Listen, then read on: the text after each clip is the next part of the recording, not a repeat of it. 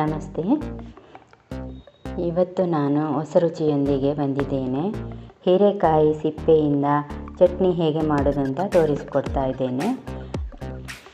ಅದಕ್ಕೆ ಹೀರೆಕಾಯಿಯನ್ನು ಚೆನ್ನಾಗಿ ತೊಳೆದು ಅದರ ಸಿಪ್ಪೆಯನ್ನು ತೆಗೆದುಕೊಳ್ಬೇಕು.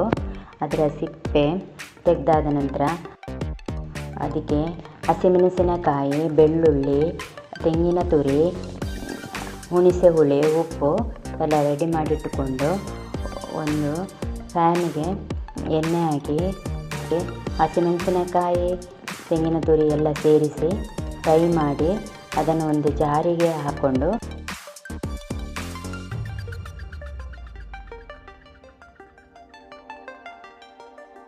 ನೀರು ಸೇರಿಸಿ ಹುಣಸೆ ಹುಳಿ ಸೇರಿಸಿಕೊಂಡು ಮತ್ತು ರುಚಿಗೆ ತಕ್ಕಷ್ಟು ಉಪ್ಪು ಹಾಕಿ ರುಬ್ಬಿಕೊಳ್ಬೇಕು.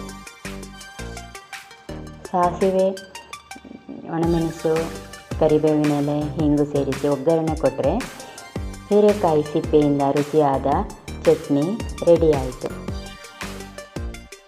ಈ ಚಟ್ನಿಯನ್ನು ಅನ್ನದೊಂದಿಗೆ, ಚಪಾತಿಯೊಂದಿಗೆ, ದೋಸೆಯೊಂದಿಗೆ ತಿನ್ನಲು ತುಂಬ ರುಚಿಯಾಗಿರುತ್ತದೆ.